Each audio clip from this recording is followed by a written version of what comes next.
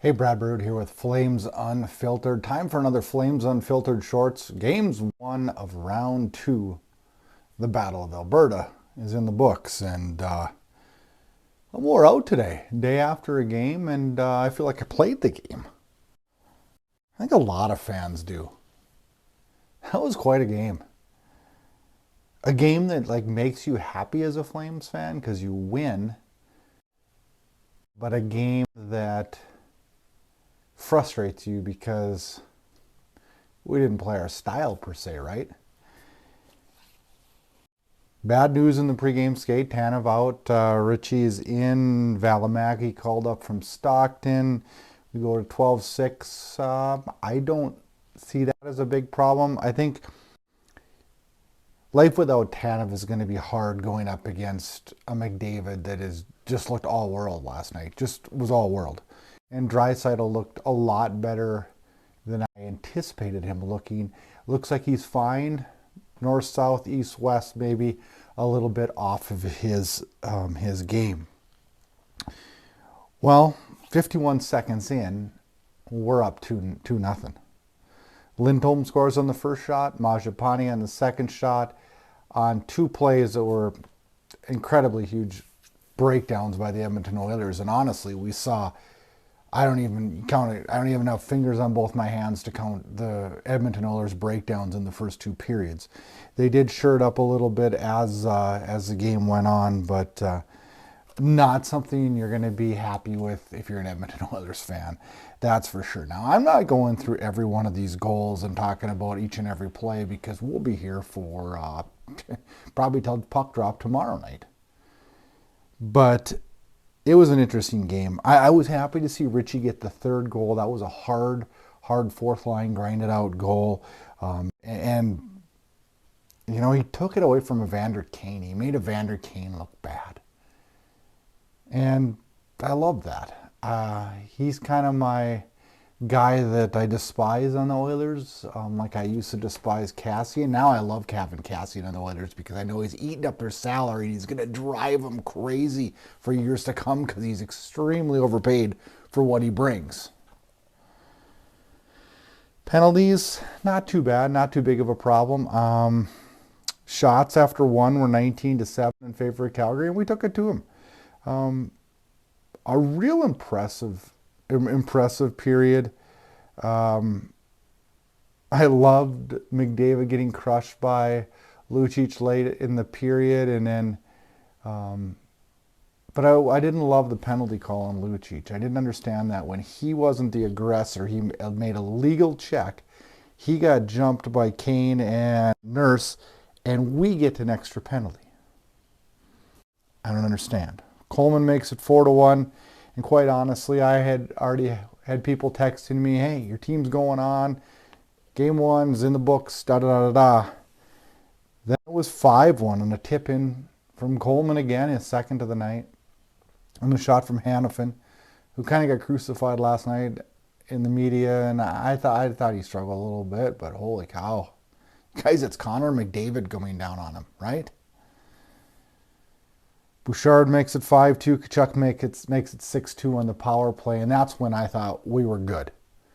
When it hit 6-2, I thought, all right, Markstrom's going to batten down the hatchets. His second goal wasn't a great one, and we're going to be okay because we're going to shut her down now. 6-2, we're going to coast to this win. Hyman makes it 6-3. Hyman makes it 6-4. Draisaitl makes it 6-5, and now we're going into the third, and I don't even know what we're thinking at this point. Part of me was like, man, does Dan Vladar come in? Do you wait it out on Markstrom? And then I started thinking back to that 9-5 win, and at the end of 2, Edmonton had 5, I believe it was 6-5. Calgary, and we left Markstrom in, and he didn't allow another goal. So I thought, well, geez, it worked once. Maybe that's what Sutter will do, and that's what he did. Shots at the end of two were 40-18. In the second period, they were 21-11. So Calgary had 19 in the first, 20 in the second, 40 shots in two. That's huge. Against goaltending that was horrible, and Mike Smith let in the first three, I believe, and then he got the yank. And then, was it three? Yeah, after the third, he let in 3 on 9 shots, and he got yanked. Koskinen ended up letting in 5. I thought Koskinen was better than Smith, but he got a lot more chances to prove himself than Smith did too. So I don't know. Everybody asked me, well, who do they go with? Do they go with Koskinen in game 2, or they go with Smith? I think they go back to Smith. And quite honestly, I think, LaBarbera sits down with Markstrom and they bang out a few things, and you throw that one in the trash, and you get back after it if you're Jacob Markstrom too.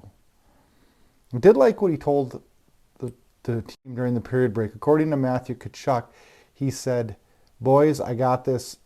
I'm betting them down, and we're good. Now, it didn't start off that way, as McDavid scores, and McDavid drives in net, Yamamoto scores, and it's 6-6. And then I think everybody was just like, I can't believe we're watching this. I can't believe this is going to happen. We're going to lose game 1, and we were up 6-2. It would have been devastating for Calgary to lose this game. It would have been. We put ourselves in the most ideal position you possibly could to win a game, and then we started to let it slip away. And it started to get into our head. And Markstrom wasn't good, and he was leaky all over the place. But our forwards weren't back-checking like they normally were. We weren't strong on the puck. Our defensemen weren't covering, and the gaps were bad. And it was just a barrage of bad. It was not good Flames hockey. In the third period, we actually got outshot 10-8 by Edmonton, but I thought Calgary actually played better and more Calgary style in the third, not with the shots that we want to put up. Anderson scores from Majapani to make it 7-6. I felt a little better. And then when Tkachuk had the crazy breakaway turnover that looked offside but wasn't offside because it bounced off their player's skate, Edmonton fans, I'm sure that drove them nuts. Tkachuk scores, it goes 8-6. But what I like the most out of this, and I didn't know this rule, I'll be the first. I thought it was a timekeeper error. I thought when Tkachuk came out, he had to stay in to serve his offsetting, because it was the offsetting ones that usually have to wait in the penalty box. I did not know that rule, I'll be completely honest. I thought they let the wrong guy out. I worried more not about the offsides, but if they would revert back to a timekeeper's error and letting the wrong guy out of the penalty box. But one of my favorite moments of the night was the look on Oliver Shillington's face as he stared at Patrick Kane with a smirk on his face that we will never forget in Calgary.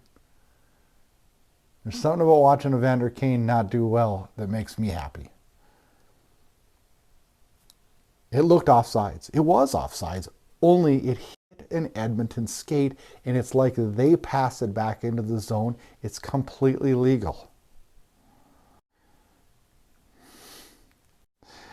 And Tkachuk takes it over the glass penalty, and I thought, oh my gosh, 3:21, they pull their goalie. I thought, oh man, Flames kill it off. Tkachuk seals it with an empty netter, the hat trick. I love that his dad wouldn't throw his head onto the ice. My other good moment, I like the Shillington moment, I like that. And then I like post-game when Sutter said, everybody in the media complained that the Dallas series wasn't exciting because it was low scoring. So I told the team to go score 7 to 10 goals to make the media happy. I love that Sutter said that. It was great. I loved it. Some thoughts on this game. I don't think Markstrom gives up 6 again. I wouldn't think. I'm not saying it can't happen, but I wouldn't think he does again. There's a better chance that Edmonton's goaltenders struggle than Markstrom. This is a big win, but it was slightly disappointing in a way. We need to play Flames hockey to move on and to really go deep. We need to play Flames hockey. And part of Flames hockey this year was offense, but we create our offense through our defense. And I think the defense has to be the most important. I love the little Lucic-Cassian scrum at the horn. Michael Backlund, Burr under his saddle since Game 5 of the Dallas series. He's been really good. I really like his physical play. He's engaged and doing very well. He got into it with Archibald at the end of the game, too. Shots end 48-28, and the Flames win 9-6. A goal fest. Now, you know what everybody said after the 9-5? We won't see that again. We did. And so I say, well, I don't think we'll see it again. But will we? Check out Flames Unfiltered. New episode just dropped. Kyle Lewis joined the show last week. Great show. Check that out on YouTube or at flamesunfiltered.com. Google Podcasts, Apple Podcasts, Spotify. It's on all of them at Flames Unfiltered. Thanks for joining me. Another Flames Unfiltered episode this week comes to you on Wednesday. And we'll be doing Flames Unfiltered shorts after each and every game during the playoffs. Enjoy Friday night's Game 2, Edmonton, Calgary, Battle of Alberta.